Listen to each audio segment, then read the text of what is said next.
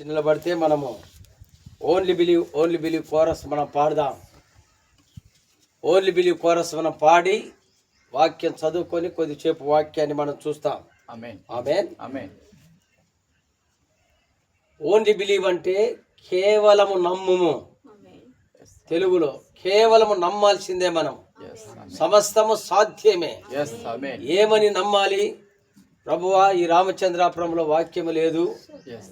ఇదిగో ప్రభువా, ఈ రామచంద్రాపురానికి ఒక జీవము కలిగిన వాక్యం తీసుకొచ్చారు. కేవలం నమ్ముతున్నాము తండ్రి, మీరు మాత్రమే సమస్తము సాధ్యము చేయగల దేవుడవు అని మనము ప్రార్థన చేస్తాం. పాట కోరస్సు పాడుదాం మనం. ఓన్లీ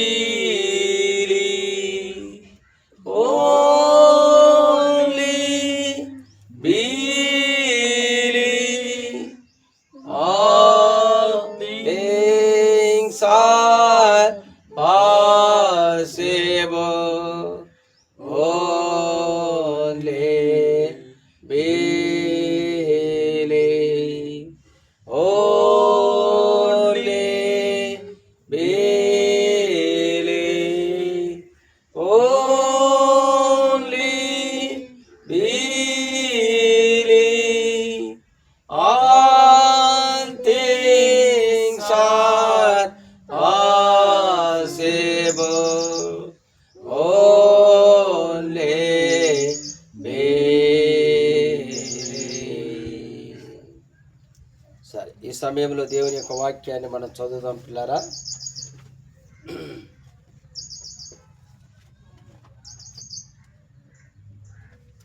దేవుని నామానికి మహిమ కలుగును గాక. ఆమేన్.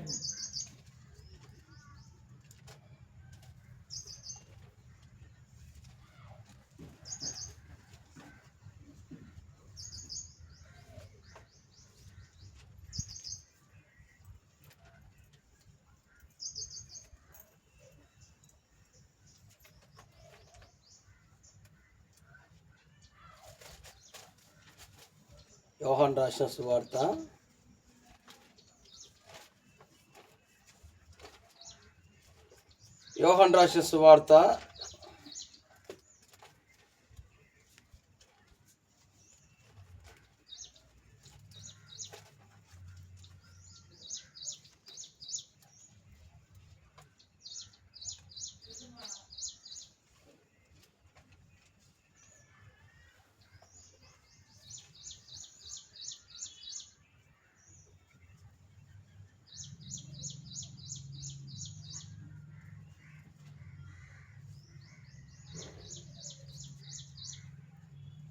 1వ అధ్యాయము. యోహాను రాసిన సువార్త 1వ అధ్యాయము 19వ వచనం నుంచి చదువుదాము. యోహాను రాసిన సువార్త 1వ అధ్యాయము 19వ వచనము. నీవెవడవని అడుగుటకు యూదులు యెరూషలేము నుండి యాజకులను లేవీయులను యోహాను యొద్దకు పంపబడినప్పుడు అతడిచ్చిన సాక్ష్యం ఇదే.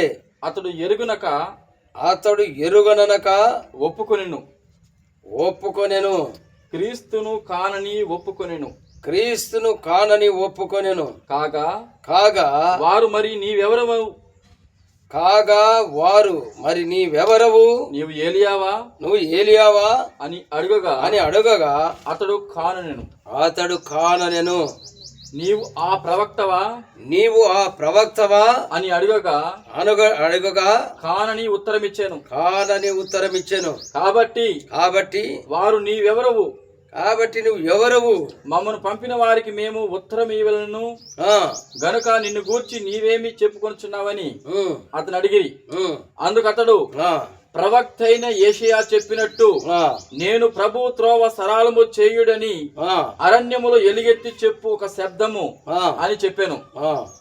పంపబడిన వారు పరిసయ్యులకు చెందిన వారు నీవు క్రీస్తువైనను ఏలియావైనను ఆ ప్రవక్తను కాండియడలా ఎందుకు బాప్తిస్మ ఇచ్చుచున్నావని అతని అడగగా, యోహాను, నేను నీళ్ళలో బాప్తిస్మ ఇచ్చుచున్నాను గాని నా వెనక వచ్చుచున్నవాడు మీ మధ్య ఉన్నాడు, మీరు ఆయన ఎరుగక ఆయన చెప్పులు వారు విప్పుటికైనను నేను యోగ్యుడును కానని వారితో చెప్పాను. యోహాను బాప్తిస్మిచ్చుచున్న యోర్దాను నదికి ఆవలనున్న బేతానియలో ఈ సంగతులు జరిగెను. మరునాడు యోహాను యేసు తన యొద్దకు రాగా చూచి, ఇదిగో లోక పాపమును మోసుకుని పోవు దేవుని గొర్రెపిల్ల, నా వెనక ఒక మనుష్యుడు వచ్చుచున్నాడు, ఆయన నాకంటే ప్రముఖుడు గనుక నాకంటే ముందటి వాడాయనని నేను ఎరిగిని గూర్చి నేను ఎవరిని గూర్చి చెప్పి తినో ఆయనే ఈయన. నేను ఆయనను ఎరిగి తిని గాని ఆయన ఇశ్రాయేలుకు ప్రత్యక్షమగుటకు నేను నీళ్ళలో బాప్టిజం వచ్చి నేను చెప్పాను ఇచ్చుచు వచ్చితని చెప్పాను. మరియు యోహాను సాక్ష్యం ఇచ్చుచు ఆత్మ పావురము వలె ఆకాశం నుండి దిగవచ్చుట చూచి తిని ఆ ఆత్మ ఆయన మీద నిలిచెను. నేను ఆయనను ఎరుగునైతిని గాని నీళ్లలో బాప్టిజం ఇచ్చుటకు నన్ను పంపిన వాడు నీ వ్యవని మీద ఆత్మ దిగి వచ్చు నిలుచుట చూతువో ఆయనే పరిశుద్ధాత్మలో బాప్టిజము ఇచ్చువాడని నాతో చెప్పాను. ఈయనే దేవుని కుమారుడని నేను తెలుసుకొని సాక్ష్యం ఇచ్చితినెను. ఆమేన్. ప్రార్థన చేస్తామా? మహాపరిశుద్ధమైన తండ్రి, ఈరోజు యోహాను యొక్క పరిచర్యను మా ముందుకు తీసుకొస్తున్నావు. మిమ్మల్ని స్తుతిస్తున్నాము, ఘనపరుస్తున్నాము, మహిమపరుస్తున్నాము. ఈ ఉదయకాల సమయంలో ప్రభువా, అనేకులకు ఈ గడియ వర్తమానము అర్థము కావడం లేదు. ఈ వర్తమానము ప్రభువా మరి వెలువడేటప్పుడు ఓ తండ్రి, అనేకులు ఇందులో ఉన్న సత్యాన్ని పట్టుకోవడం లేదు. నిర్లక్ష్యము చేయక సత్యాన్ని పట్టుకునే బిడ్డలను మీరు ఆకర్షించండి, వాక్యం దగ్గర నిలబెట్టండి. ఈ సమయంలో ప్రభు చదవబడిన వాక్యం మీద మీ ఆశీర్వాదం తోడు చేసి వాక్యములో నుండి మా హృదయాలతో మాట్లాడమని యేసుక్రీస్తు నామములో ప్రార్థిస్తున్నాము. ఆమేన్, ఆమేన్, ఆమేన్. కూర్చోండి ప్రియులారా. ఈ సమయంలో యోహాను రాసిన సువార్తలో మనము చెప్పబడినట్టుగానే దేవుడు ఒక ఉద్దేశం కలిగి ఉన్నాడు. ఆమేన్. దేవుడు ఒక ప్రణాళిక కలిగి ఉన్నాడు. హల్లెలూయా. దేవుడు తన ప్రణాళిక ప్రకారము, తన ఉద్దేశ ప్రకారము ఏదైతే అనుకున్నాడో అది 40 ప్రవక్తల ద్వారా బైబిల్ గ్రంథాన్ని రాపించి పెట్టాడు ఆయన. ఈ 40 మంది ప్రవక్తలను రాయించి పెట్టాడు. ఇదే బైబిల్ గ్రంథము 66 పుస్తకాలతో నింపబడిన గ్రంథమై ఉన్నది. అయితే ఈ 66 పుస్తకాలతో నింపబడిన ఈ గ్రంథము ఒక బాటలో నడుస్తా ఉన్నది. ఒక పద్ధతి ప్రకారం దేవుడు నడిపిస్తూ ఉన్నాడు. ఆమేన్. చూడండి, మానవుడు పడిపోయిన తర్వాత, మానవుడు పాపం చేసిన తర్వాత, మానవుని ద్వారా లోకం మీది పతనం వచ్చిన తర్వాత మానవుణ్ణి తిరిగి లేపుట కొరకు దేవుడు, ఈ ప్రకృతిని తిరిగి లేపుట కొరకు దేవుడు మళ్ళా తన ప్రణాళికను ఏం చేశాడంటే మొదలు పెట్టాడు. ఆమేన్. అవ్వ ఆదాము ద్వారా పతనమైంది, మరణము జబ్బులతో కూడినది. దాన్ని ఏం చేశాడంటే దేవుడు మళ్ళా తిరిగి అన్నిటిని శుద్ధి చేయడానికి ఒక ప్రణాళిక, ఒక ఉద్దేశం ఉంది దేవుని యొక్క దృష్టిలో. ఆమేన్.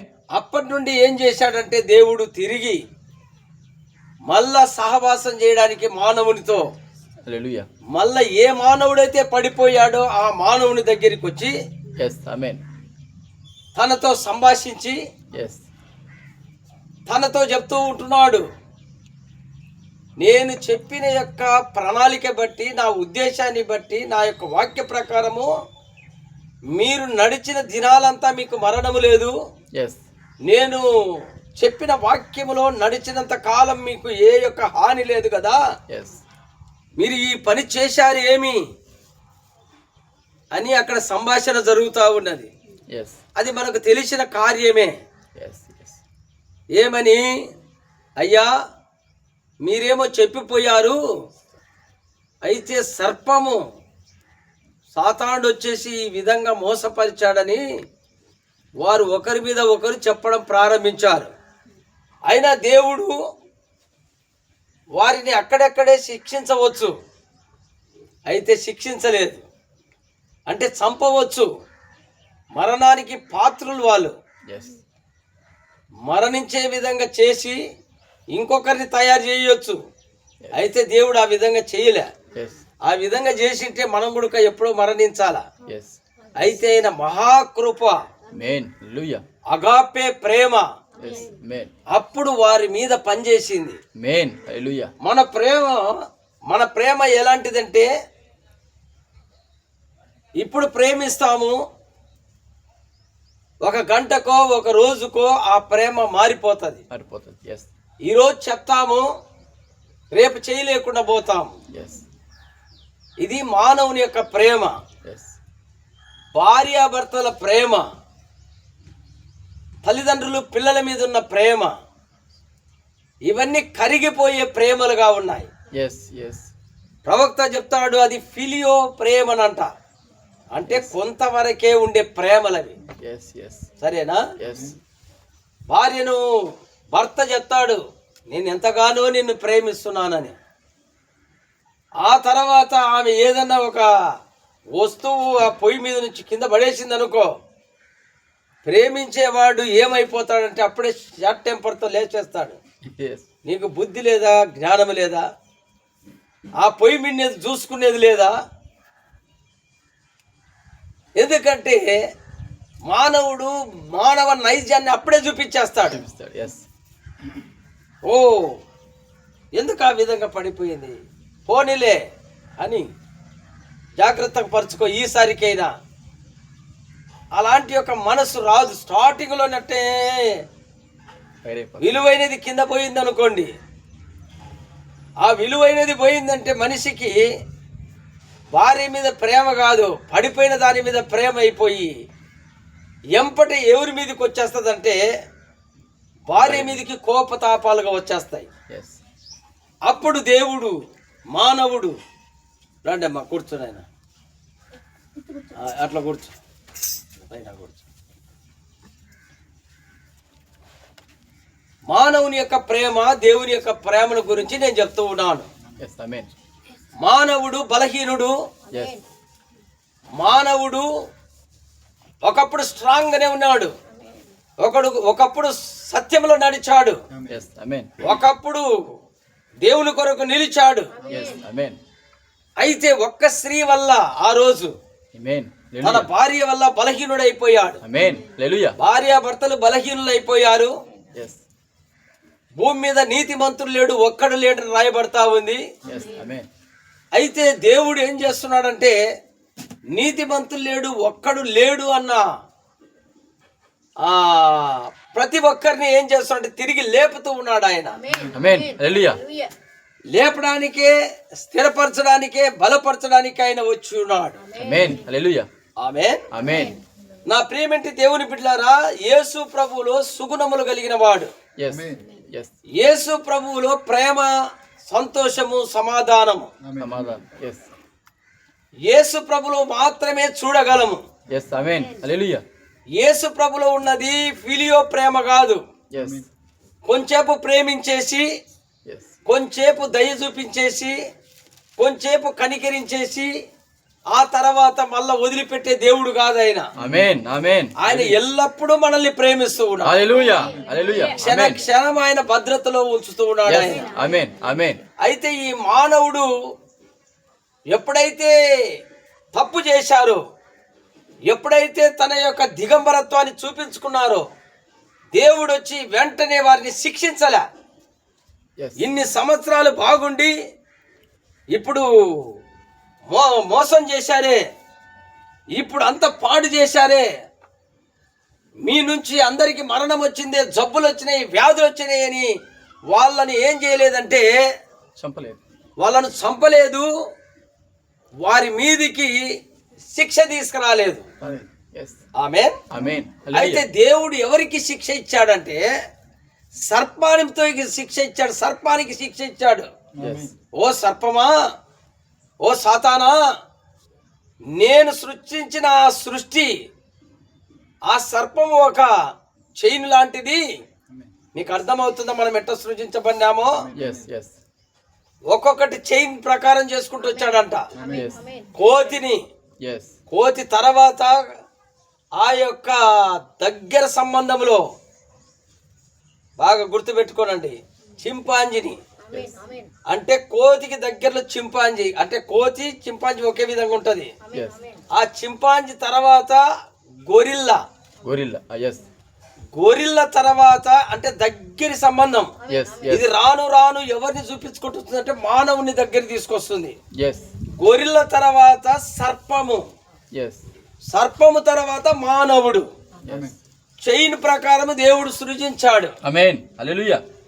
సృజించిన తర్వాత నా ప్రేమేంటి దేవుని బిడ్డారా, ఈ చైన్ ప్రకారం ఉన్న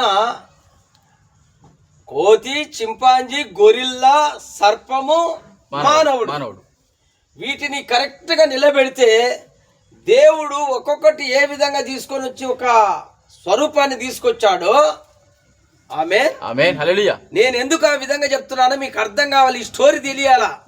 దేవుడు చేసిన సృష్టి, ఈ దేవుడు సృజించిన సృష్టిలో సర్పం ఏం చేయబడిందంటే మోసగించబడింది. చింపాంజీ మాట్లాడలేదు, గొరిల్లా మాట్లాడలేదు, ఏ జంతువులు మాట్లాడలేవు. ఒక జంతువుకు మాత్రమే నోరిచ్చాడు. మనము జంతువులము కాదు, మనము మానవులము. సరేనా? అయితే మానవుడు ఎప్పుడు జంతువుగా మార్చబడినాడంటే జంతువైన సర్పము, సర్పము యొక్క బీజము అవ్వలో ఎప్పుడైతే పడిందో ప్రతిదీ జంతువు యొక్క స్వభావము సంక్రమించేసింది. ఎప్పుడైతే అవ్వ పడిపోయిందో, అవ్వ చెప్పాడు కదా ఇది నిజమా అంటే అవును నిజమే, నా దేవుడు చెప్పాడంటే కానే కాదని అపవాది ఏం చేశాడు? మోసపరిచాడు.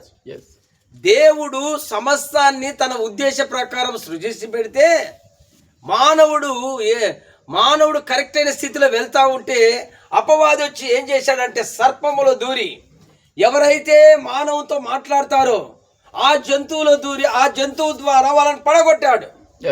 అయితే దేవుడు వచ్చి అవ్వ ఆదాము మీద భయంకరమైన కోపంతో మాట్లాడలే. ఇదిగో ఇంతకాలం మిమ్మల్ని నేను చేసి ఈ ఫలములన్నీ తినమని నేను చెప్తే మీరు ఫలములు తినకుండా దాన్ని వదిలిపెట్టి నేను వద్దన్న ఫలము తిన్నారు కదా అని చెప్పేసి మిమ్మల్ని చంపేస్తున్నాను. చంపలే ఆయన. ఆమేన్. ఆయన ప్రేమ కలిగిన దేవుడు. ఆయన అగాపే ప్రేమ కలిగిన దేవుడు. ఆయన ఓపిక కలిగిన దేవుడు. కోపస్తుడు కాదు ఆయన. ఆమేన్.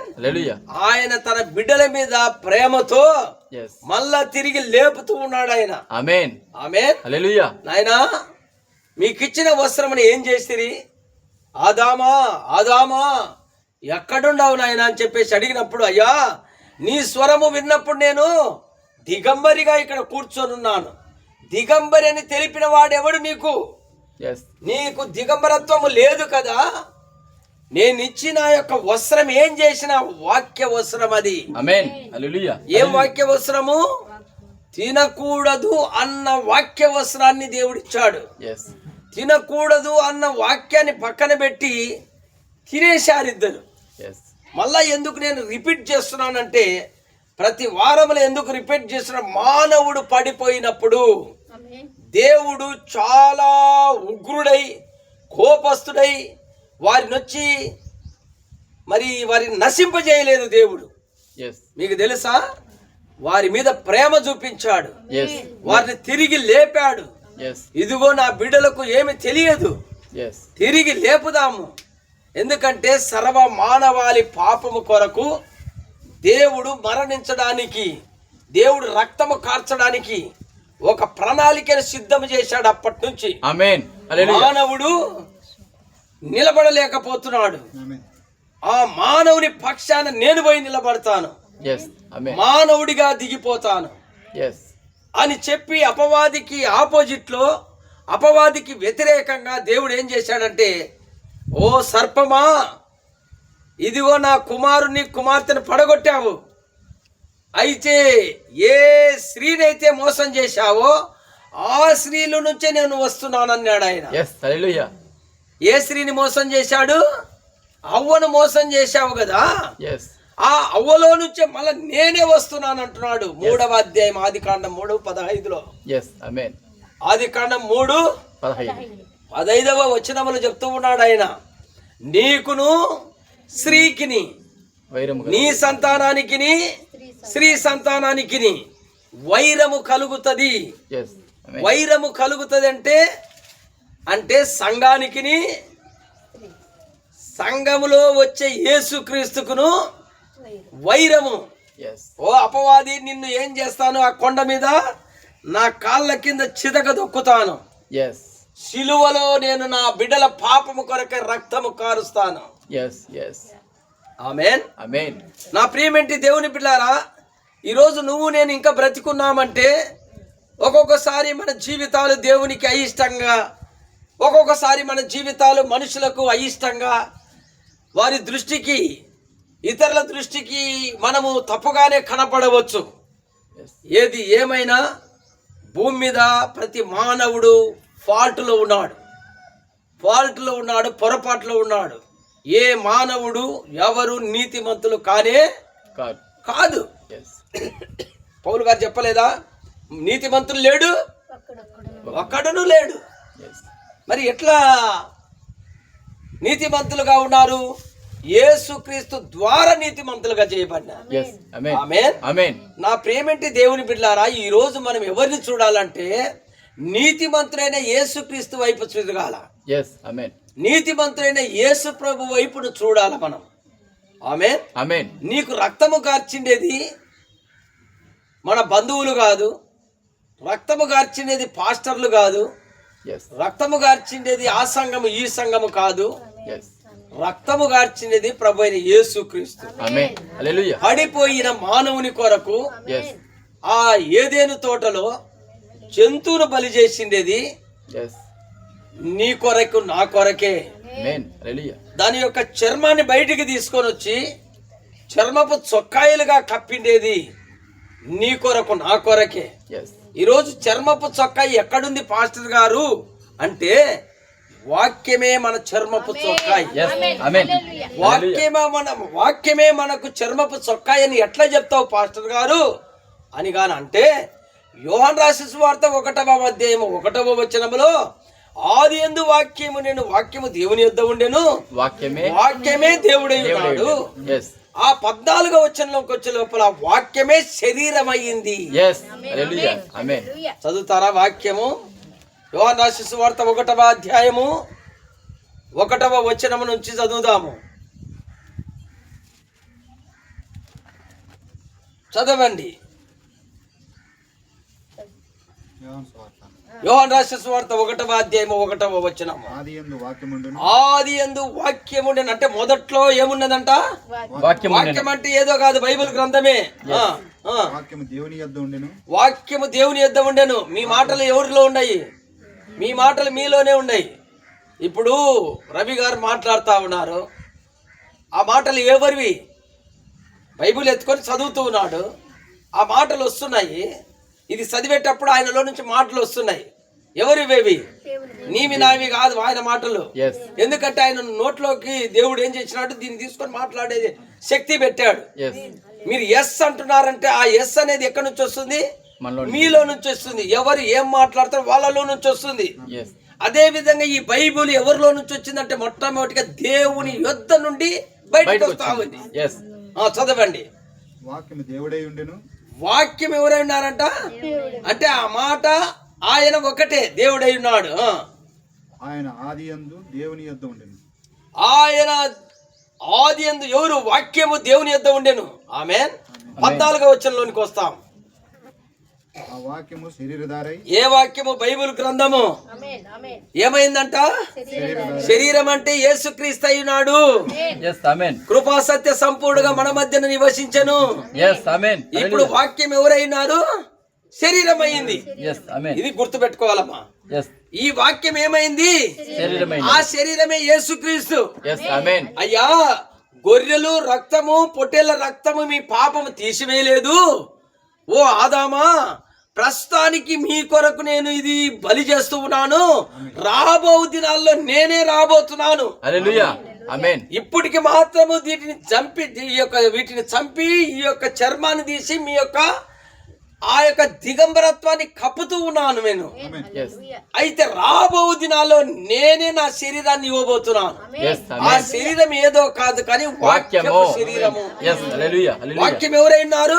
దేవుడే దేవుడై ఉన్నాడు. ఈ వాక్యమే శరీరం అయ్యింది. yes ఈ శరీరమైన వాక్యము, ఈ శరీరమైన దేవుడు సిలువలో కొట్టబడి చీల్చబడినాడు.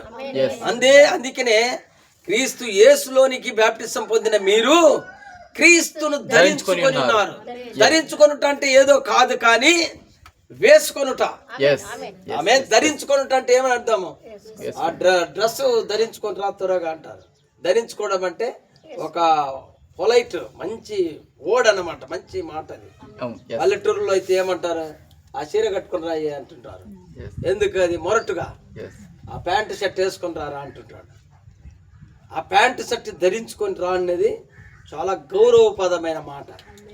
yes అందుకనే దాంట్లో ఏం రాశారు? క్రీస్తు యేసులోనికి బాప్టిజం పొందిన మీరు క్రీస్తును ధరించుకొని ధరించుకున్నారు అని రాయబడతాం. ధరించుకోవడం అంటే వేసుకోవడం అని అర్థం. yes yes ఆమేన్ amen ఇప్పుడు మనకు దేవుని యొక్క ప్రణాళిక ఏమంటే, పాపులమైన మనము, నిజమేనా? yes శాపగ్రస్తమైన మనము, పడిపోయిన మనము, మన తల నుంచి అరికాల వరకు కొంచెమైన స్వస్థత లేని మనము. yes ఆమేన్. amen hallelujah మీకు తెలుసా, బతికున్నప్పుడే ఏ చేతికైనా ఏ కాలుకైనా దెబ్బ తగిలితే అది మానకపోతే, దాని మీద శ్రద్ధ తీసుకోకపోతే ఆ పుండు దగ్గర ఏమి కనపడతాయి అంటే పురుగులు కనపడతాయి. మీకు తెలుసు కదా కొందరు జీవితాల్లో. yes ఎందుకంటే అతని మీద శ్రద్ధ తీసుకోకపోతే అట్లాంటివి కనపడతాయి. ఎందుకు? కుక్కలకు, జంతువులకు చూశారు కదా, అయ్యో పురుగు పట్టేసిందే. కొందరు జాలిపడి ఏం చేస్తారు? దాన్ని కొట్టి క్లీన్ చేసేసి మందు పెట్టించేసి ఏదో చేస్తారు. అంటే ఈ యొక్క జంతువుల్లో కానీ మానవుల్లో కానీ ఏముండయి? వదిలిపెడితే పురుగులతో సమానం. అంటే మానవుడు పురుగు వంటి వాడు. కొందరు భక్తులు అన్నారు, నేను దుమ్ము వంటి వాడిని అన్నాడు. yes నేను పురుగు వంటి వాడిని యోబు అంటున్నాడు. yes ఇదిగో నాలో ఏమి లేదు, ఎంతో ఆస్తిపాస్తులు ఉండేటి, నాకు 10 మంది పిల్లలు ఉన్నారు, నాకు అన్ని పోయినాయి. లాస్ట్కి ఏంటిని చూస్తున్నానంటే నా ఒంట్లో ఉన్న నా ఎముకలు చూస్తూ ఉన్నాను. ఇది ఏమి లేదు, నేను ఒక పురుగు వంటి వాణ్ణి నాయన.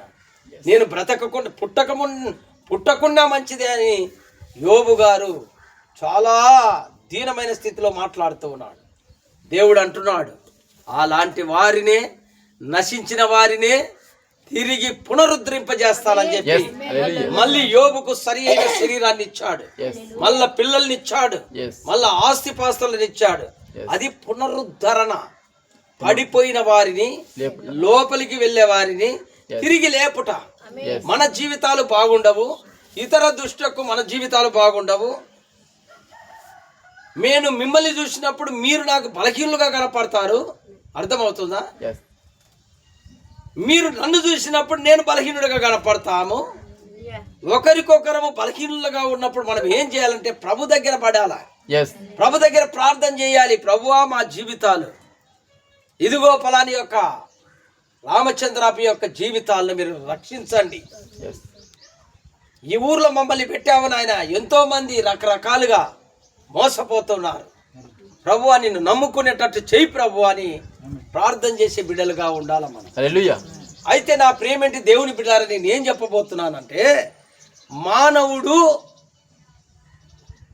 పరిశుద్ధుడు కాదు, మానవుడు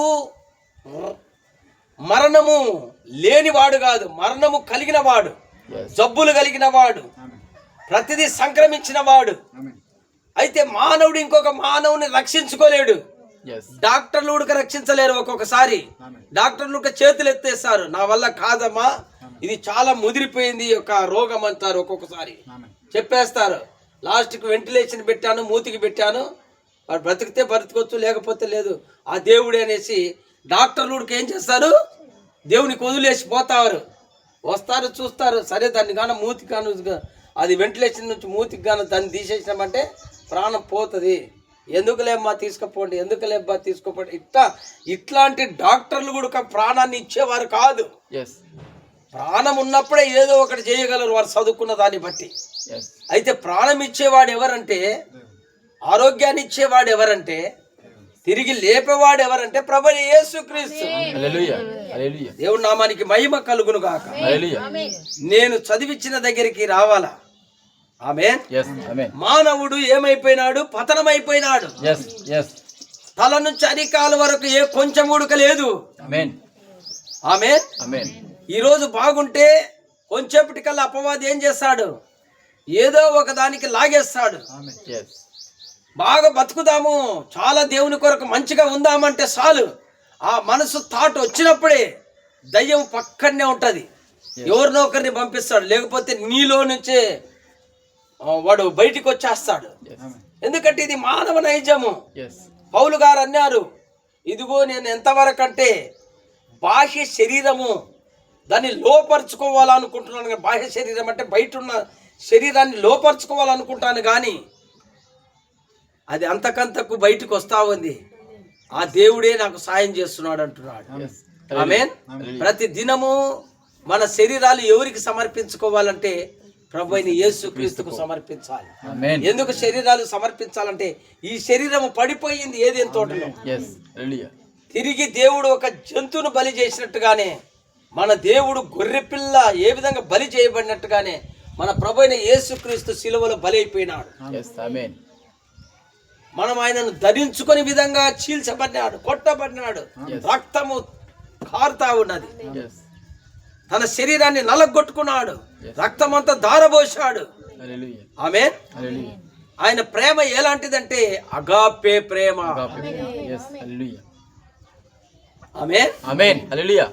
ప్రియమైన దేవుని బిడ్డలారా, ఒకరి బాధలు ఒకరు పంచుకోవాలంటే ఈ దినాల్లో వాళ్ళ బాధలు వాళ్ళకే గుండాయి. కరెక్టేనా? కరెక్ట్. ఎస్ తానుగా బయటపడేదానికి కష్టంగానే ఉన్నది. ఆమేన్. ముందుకొచ్చి పడేవాళ్ళు లేరు, నిజమా కాదా? ఎస్ ఎస్ అయితే ముందుకొచ్చి పడేవారు ఎవరంటే ప్రభువైన యేసుక్రీస్తు. ఎస్ హల్లెలూయా. మన ప్రేమలు ఫిలియో ప్రేమ అంటున్నా నేను. ఫిలియో ప్రేమ అంటే అంతలో ఉండి అంతలో కరిగిపోయే ప్రేమ. ఎస్ ఎస్ భర్త మీద భార్య, భార్య మీద భర్త ఎంతో ప్రేమగా ఉండొచ్చు, ఆమేన్. పిల్లల మీద ప్రేమగా ఉండొచ్చు. ఆమేన్. అయితే ఎంతవరకు ఆ ప్రేమలు, ఆ ప్రేమ బంధువులను రక్షించలేదు. ఆమేన్. ఎవరినైతే ప్రేమిస్తున్నావో వారిని రక్షించలేదు. ఎందుకంటే నువ్వు పాపే, ఆ బంధువు పాపే, ఎస్ నీవు పాపే, ఎదుటి మనిషి పాపే. ఎస్ నేను మీకు బోధిస్తున్నాను, నేను పాపే, మీరు పాపులే. ఎస్ అయితే మనమందరము క్రీస్తులో రక్షించబడిన వారం. ఎస్ మీకు అర్థమవుతుందా? ఎస్ ఆమేన్. నేనేం చెప్పబోతున్నానంటే మన ప్రేమలు కరిగిపోయే ప్రేమ, క్రొవ్వొత్తి అంటించి పెడితే ఏ విధంగా కరిగిపోతుందో అలాంటి ప్రేమ ఇప్పుడు ఉంటుంది. ప్రేమ రేపు పొద్దున ఏదైనా ఒక చిన్న తప్పు చేసినాడు అనుకో, వాడా అలా నోడు బ్రదర్ ఈ విధంగా అయినాడంటే అదేమవుతుందంటే అతని ప్రభావం తీసివేసి వాళ్ళు అట్టటోడా ఇట్టటోడా.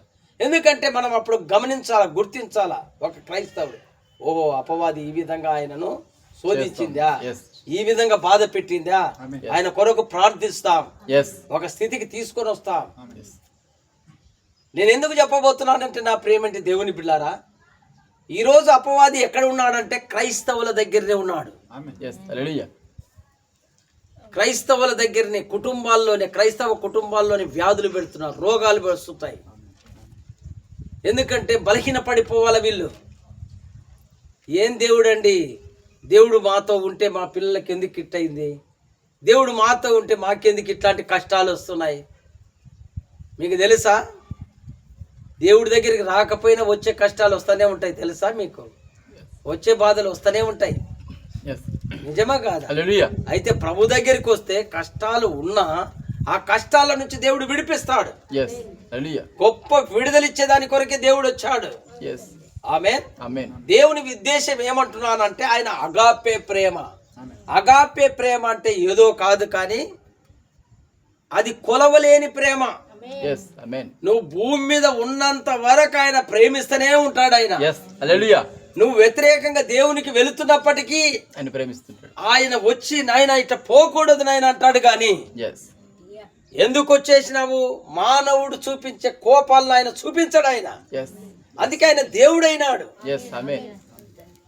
నిజమా? మనము తల్లిదండ్రులు పిల్లలకు కోపస్తులుగా కనపడతాం.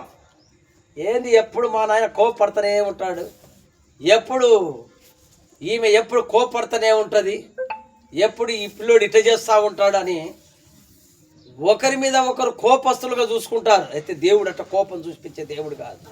ఆమేన్. ఈ రోజుకైనా వస్తాడు నా బిడ్డ, ఈ రోజుకైనా వాక్యం దగ్గరికి వస్తాడు, ఈ రోజుకైనా మారుతుంది నా బిడ్డ, నా కుమారుడు నా కుమార్తె అని చెప్పేసి ఓపికగా ఈ భూమి వదిలేంత వరకు ఆయన, అది అగాపే ప్రేమ.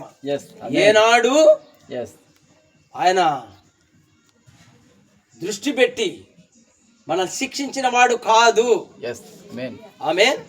ఆయన ప్రణాళిక ఏ విధంగా ఉందంటే, నా ప్రియమేంటి దేవుని బిడ్డలారా, ఆయన గొర్రె పిల్లగా భూమి మీదకి వచ్చి ఆయన యాజకుని దగ్గరికి వచ్చేటప్పుడు యాజకుడు మానవుడుగా వచ్చాడు. దేవుడు చెప్పాను కదా, ఆది యందు వాక్యం దేవుని వాక్యమే శరీరమైందని చెప్పాము కదా.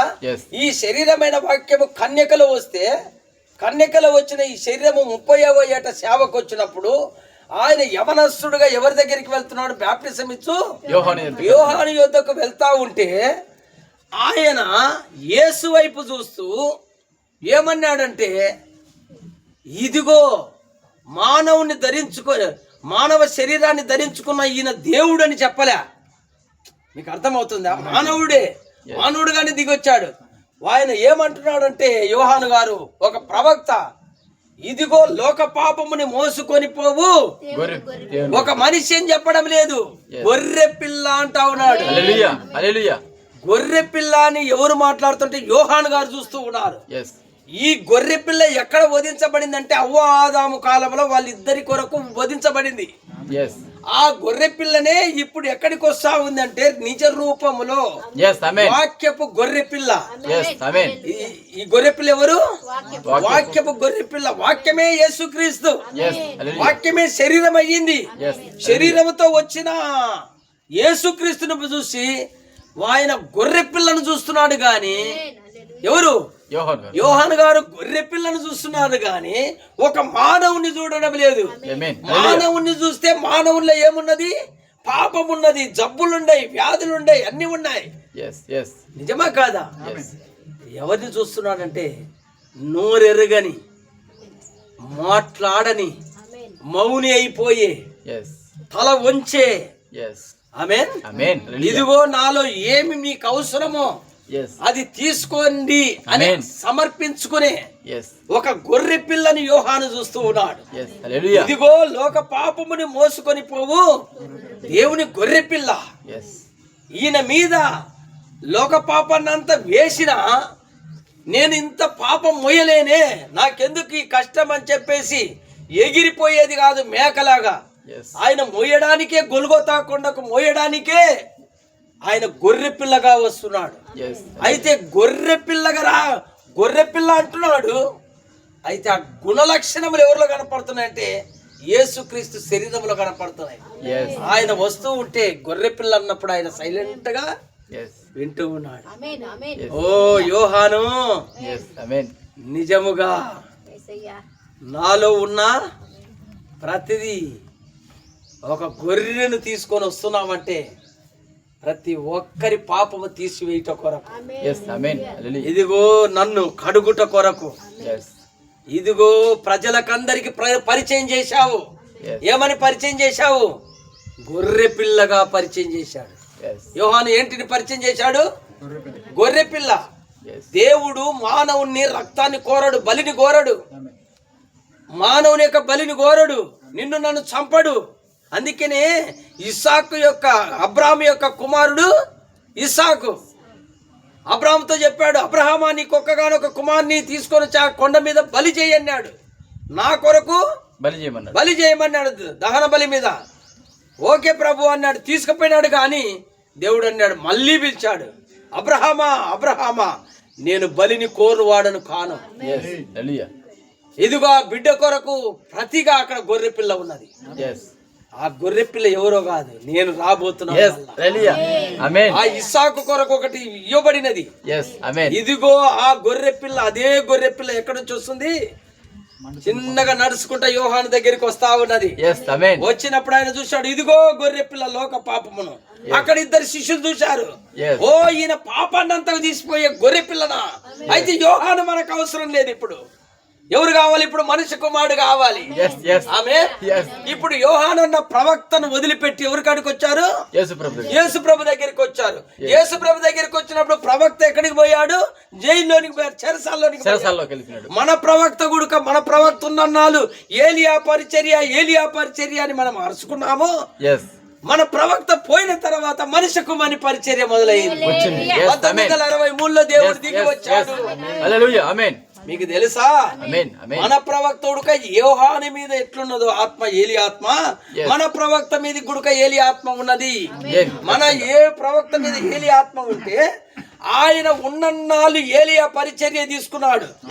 ఆయన ఉన్నప్పుడే మళ్ళా మనిషి కుమారుని పర్య 1963లో 7 ముద్రలు ఇచ్చేసి కొండ మీద మోసేకు ధర్మశాస్త్రం ఇచ్చినట్టుగానే 7 ముద్రలను తీసుకొని ఆయన కిందికి దిగి వచ్చినాడు. ఆయన ఆమె యోహాను పరిచయం చేశాడు. ఏమన్నాడు? ఇదిగో ఆయనే మన పాపాలు తీసివేయవాడు. మన యోహాను ఏం చెప్పాడు తెలుసా?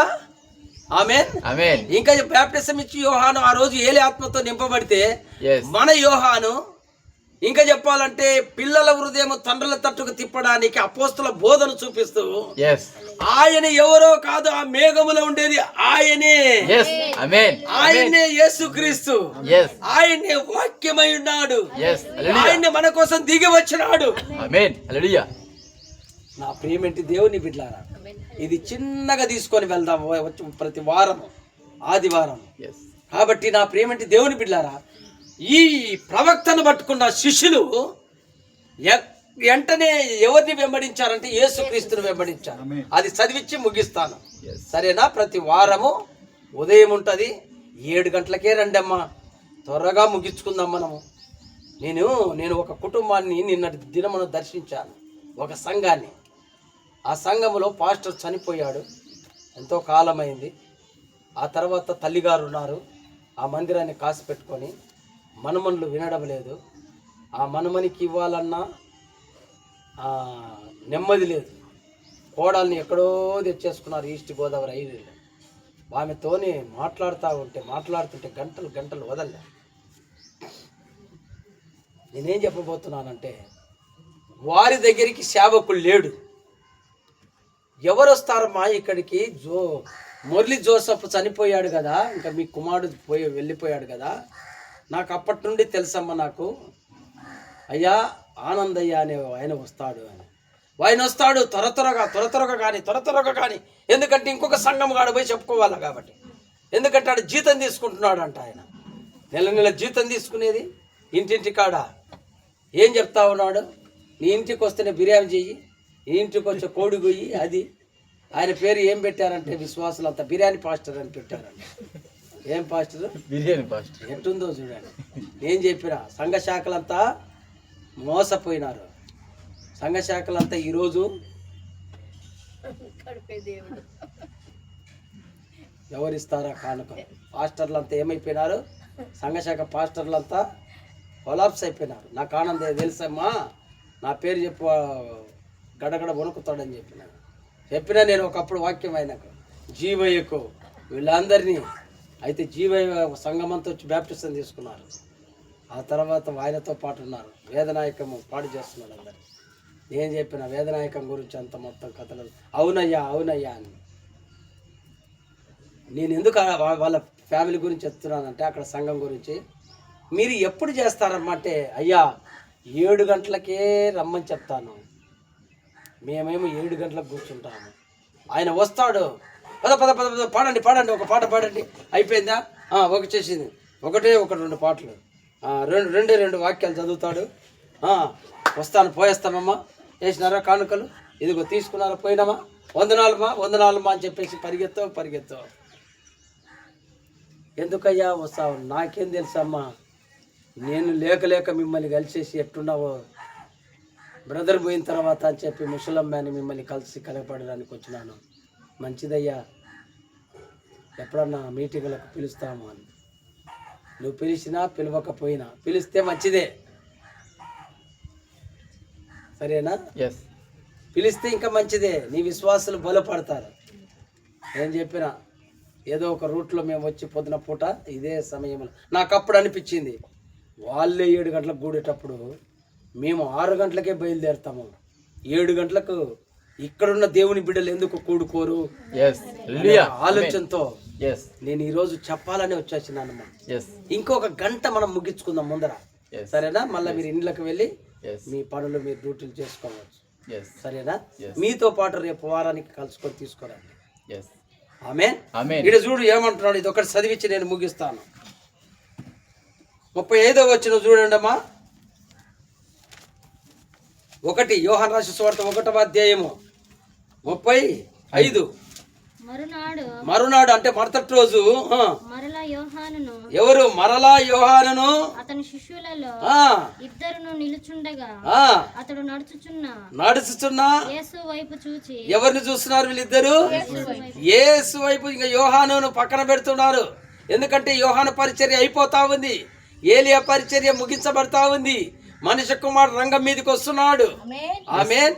మన ప్రవక్త యొక్క పరిచర్య ముగించబడుతుంది, ప్రవక్తలో ఉన్న ఏలియా పరిచర్య ముగించబడుతుంది. 63లో మనిషి కుమారుని పరిచర్య మొదలవుతుంది ఆయనలోనే. చూడు ఇప్పుడు చదువు ఏమంటున్నాడు. మరునాడు యోహాను అతని శిష్యులలో ఇద్దరు నిలుచుండగా అతడు చూచుతున్న యేసు వైపు చూసి, నడుచుతున్న యేసు వైపు చూసి, ఇదిగో దేవుని గొర్రె పిల్ల అని చెప్పాను. మళ్ళీ చెప్తున్నాడు, ఆయన ఎవరో కాదమ్మా, దేవుని గొర్రె పిల్ల.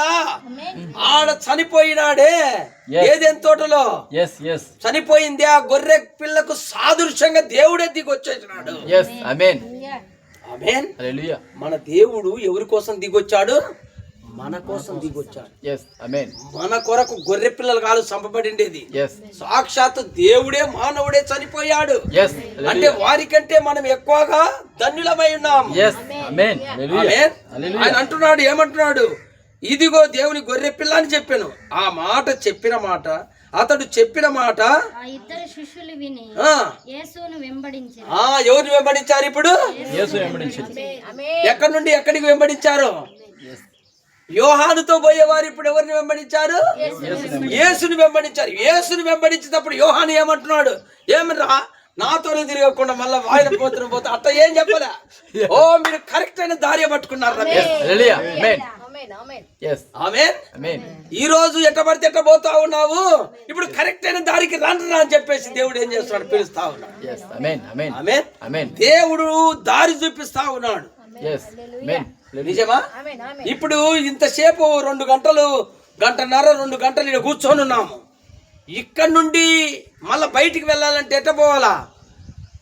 ఇట గోడలు ఎక్కిపోయేదానికి కాదు, ఒక దారి ఉంది. ఆమె నిజమా కాదా? నేను ఇక్కడ దారి పగల కొట్టుకుంటాను, ఇక్కడ దారి చేసుకుంటాను, ఒకరు ఇక్కడ దారి పెట్టుకుంటున్నారు, ఒకరు ఇక్కడ దారి పెట్టుకుని దారులు పెట్టుకొని పోయేది కాదు. ఆల్రెడీ ఒక దారి పెట్టారు, ఒక గేట్ పెట్టారు, దీని కూడా ఒక గేట్ పెట్టారు. ఇదిగో గొర్రె పిల్ల, ఒక పాపమును మోసుకొని పోవు దేవుని గొర్రె పిల్ల. ఈ దారి గుండా పోతే రిలీజ్ అయిపోతాము. నిజమా కాదా? ఇక్కడ కొంచెం ఉన్నాము, మళ్ళా మనిషి కుమారుని పరిచర్యలోకి వెళ్ళిపోతున్నాం. రోజు అర్థమవుతుంది. ఫస్ట్ రోజు అర్థం కాదమ్మా, రోజు రోజుకు వారానికి మీకు అర్థమవుతుంది. మరుసటి రోజు ఏం చేసినారంట? యేసుని వెంబడించినారంట. ఇప్పుడు ఎవరిని వెంబడించాలా మనము? అందుకనే ప్రభువైన యేసుక్రీస్తు అన్నాడు, క్లౌడ్ దిగి వచ్చింది, మేఘము దిగి వచ్చింది. ఆ మేఘములు దిగి వచ్చిన ఆయన ఎవరో కాదు, 3 సంవత్సరాలు ఆగినాడు. దేవుడు చెప్పాడు, బ్రహ్నాం ఆ ఫోటో తీసిండేది ఊరికే కాదు, ఆ ఫోటో ఇట్టున్నది ఇట్లా తిప్పు అన్నాడు. ఇటు తిప్పగానే యేసు ప్రభు కనపడుతూ ఉన్నాడు. 7 దూతల చేత కొనపడినప్పుడు ఆయన ఎవరో కాదు, ఆయనే ప్రభువైన యేసుక్రీస్తు అందులో కనపడుతున్నాడు. చూడండి అందరూ. హల్లెలూయా, హల్లెలూయా. యోహాను అదే చెప్పాడా, ఇదిగో లోక పాపంలో మోసుకొని పోవు దేవుని గొర్రెపిల్ల అన్నాడు. ఇప్పుడేమంటున్నాడంటే తీర్పు తీర్చు దేవాది దేవుడు ఆమేన్ మేఘమును ధరించుకొని వచ్చాడు. ఆయనే 1963లో దిగి వచ్చిన దేవుడు సన్సెట్ పర్వతం మీదకి. నా ప్రియమైన దేవుని బిడ్డలారా, ఈ రోజు మనం ఏవాలంటే దాటి రావాలి. 24 గంటలు 5వ తరగతుల్లో చదువుకుంటూ కూర్చోడు. సంవత్సరం అయిపోయిన 2వ సంవత్సరానికి వచ్చినప్పుడు నేను ఇన్నే కూర్చుంటాను సార్. నిజంగా అట్లా కాదు కదా, నిజమే కదా. నెక్స్ట్ సంవత్సరానికి నువ్వెంత ప్రయత్నాలు చేసినా కానీ నీ యవ్వనం అట్టే పెట్టుకోము. కరెక్టేనా? 10 సంవత్సరాలప్పుడు పరిగెత్తిన పరుగు 10 సంవత్సరాల తర్వాత అదే పరుగు పరిగెత్తలేరు. కడుపు లావైపోయింటుందో, మోకాళ్ళ నొప్పులో ఏదో ఒకటి వచ్చింటుంది. ఇప్పుడేమి అప్పుడు బలగా పరిగెత్తా ఉంటే ఇప్పుడు ఎందుకు పరిగెత్తలేవంటే వయసు అయిపోయింది. నువ్వు చెప్పకపో వయసు అయిపోతూనే ఉంటుంది. కరెక్టా కాదా? నువ్వు చెప్పకపో 5వ తరగతి నుంచి 6వ తరగతి చదవాలి, అంతేనా కాదా? దేవుడు ఒక స్టెప్ పెట్టాడు. నాయన ప్రవక్తను పంపిస్తున్నాను. ప్రవక్త ఎవరి గురించి చెప్తున్నాడు? నా గురించే చెప్పారు. ప్రవక్తలందరూ ఎవరి గురించి చెప్పారు? నా గురించే చెప్పారు. యెషయా ఏం చెప్పాడు? ఇదిగో కన్యక గర్భవతి కుమార్ని ఎవరి గురించి చెప్పాడు? యేసుక్రీస్తుని గురించే. దావీదు ఏం చెప్పాడు? నా వీపంతా నాగటి చాళ్ళ వలె దున్నుతున్నారంటే దేవుని ఆత్మచేత దావీదు మాట్లాడుతున్నాడు. అంటే నాగటి చాళ్ళ వలె దున్నిండేది దావీదును కాదు, యేసు ప్రభు యొక్క పరిచర్యను చూపిస్తూ ఉన్నాడు. అంత బైబిల్ గ్రంథం అంతా ఎవరి గురించి అండి? యేసుక్రీస్తుని గురించి. మనం యేసు ప్రభుని పట్టుకుందామా? ఆ పరిచర్యను పట్టుకుందామా? ఇప్పుడు బేస్ వేసుకుంటా పోదాం ప్రతి ఆదివారం. దేవుడు మిమ్మల్ని అందరూ దీవించును కాక. రేపు ఏం చేస్తారంటే తల్లి, మేము ఎంతో దూరం నుంచి 6 గంటలకే రెడీ అయిపోయినాడు సహోదరుడు. నేనే చాలా టైర్డ్ అయిపోయి మళ్ళా మొండిగా రెడీ అయిపోయి వచ్చాను. మేము ఎట్టి పరిస్థితుల్లో 7 గంటలకి ఉంటాం. మీరు ఏం చేస్తారంటే ఓపికతో ఈ వారమంతా గ్యాదర్ చేయండి. మంచి వర్తమానం, మన జీవము కలిగిన వర్తమానం. అమ్మ రండమ్మ, ఆ మధు కుటుంబం అనిల్ను వీళ్ళని అందరినీ సమకూర్చండి. చెప్పనొకటి చెప్పండి. వాళ్ళు రాకపోని మనం ఏం చేయాలా చెప్పుతూ పోదాం. ఒకరోజు వస్తారు. కరెక్టా కాదా? ఒకరోజు వస్తారు, ఈ రోజు కాకపోతే రేపు.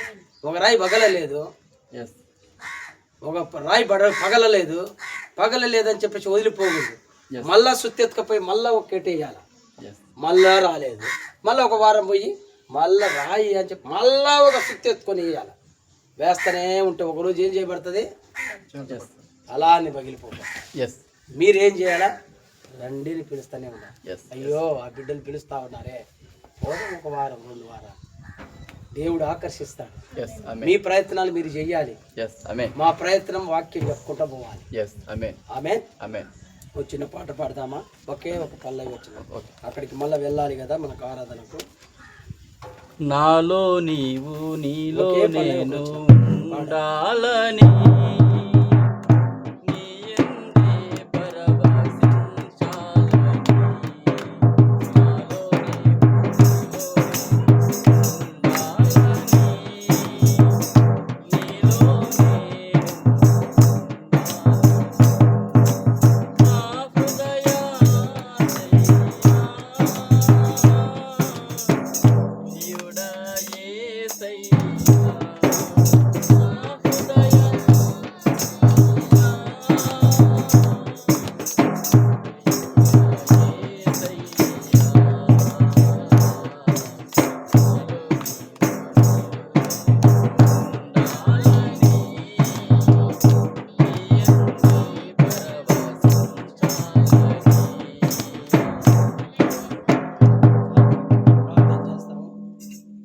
పరిశుద్ధమైన తండ్రి, చివరి ప్రార్థన చేసుకుందాం. మా గొప్ప తండ్రి మీకు స్తోత్రములు నాయన. పరిశుద్ధుడా స్తోత్రం. రామచంద్రాపురాన్ని ప్రభువా వదలలేదు మీరు. ఆమేన్. ఎన్ని సంవత్సరాలు ఉన్నప్పటికీ ప్రభువా అవును తండ్రి ప్రభు. ఈ యొక్క ప్రాంతం మీద, ఈ ఊరి మీద నీ బిడ్డలను ఆమేన్. స్తోత్రం. మళ్ళీ దృష్టి పెట్టిన ఆయన హల్లెలూయా. తిరిగి పునరుద్ధరింపజేస్తున్న దేవుడవు. ఆమేన్. మీ అగాపే ప్రేమ ఈ యొక్క గ్రామం మీద ఉంచిన దేవుడవు. ఇక్కడ మోకరించిన నీ బిడ్డల మీద ఉంచిన దేవుడు మీకు స్తోత్రములు. స్తోత్రం. చివరి కాలములు మేము ఉంటున్నాము నాయన. హల్లెలూయా. ఎత్తబడు కాలములు మేము ఉంటున్నాము. హల్లెలూయా. యోహాను పరిచర్య చేసేటప్పుడు అవును నాయనా. ఇదిగో లోక పాపమును మోసుకొని పోవు దేవుని గొర్రె పిల్ల అని అవును తండ్రి. అదే యోహాను గారు వా స్తోత్రం. ఇదిగో ప్రభు చెప్పినప్పుడు అవును నాయనా. ఆ పేతురు యోహానుడు ప్రభు, ఆ పేతురు అంద్రయ్య ఇదిగో మొట్టమొదటిగా ప్రభు మరి నాయన పరిశుద్ధుడా మిమ్మల్ని వెంబడించారు.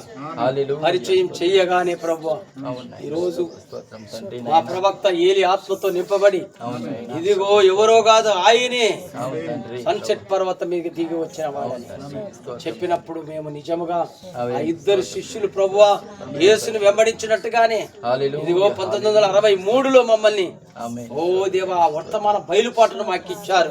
ఆ ప్రత్యక్షతను మాకు ఇచ్చారు. అవును ఆ తండ్రి. ప్రత్యక్షతలో నడిపిస్తున్నారు. మీకు స్తోత్రములు. ఆమేన్. ఈ సమయంలో ప్రభువా ఇంతవరకు నీ బిడ్డలకు ఆరాధన లేదు నైనా ఇంతకాలము. ఇప్పుడు నిజమైన వర్తమానం ప్రభువా. స్తోత్రం. ఓ తండ్రి ఇక్కడ కూర్చున్న నీ బిడ్డలకు 6 మందికి స్తోత్రం. ఇదిగో ప్రభువా ఇక్కడ మాకు అవును ఇదిగో మీరు ఇచ్చిన గొప్ప వర్తమానం కొరకై మీకు స్తోత్రములు. అవును నాయనా. రేపు ఆదివారం అందరూ కలుసుకునే కృప దయచేయమని మేలుల కింద నింపుమని ఇదిగో తిరుపతిలో కూడా ఆరాధన చక్కగా జరిగించమని క్షేమంగా తీసుకొచ్చిన దేవుడవు. ఈ ఉదయకాల ఆరాధన నడిపించిన దేవుడవు. మళ్ళీ క్షేమంగా మరి తిరుపతి ఆరాధనకు నడిపించమని యేసుక్రీస్తు నామములో ప్రార్థిస్తున్నాము. ప్రభువైన యేసుక్రీస్తు కృప ఆయన కాపుదల మనకు తోడైనను గాక. Amen. Amen. Amen. Praise Lord. Praise Lord. God bless you.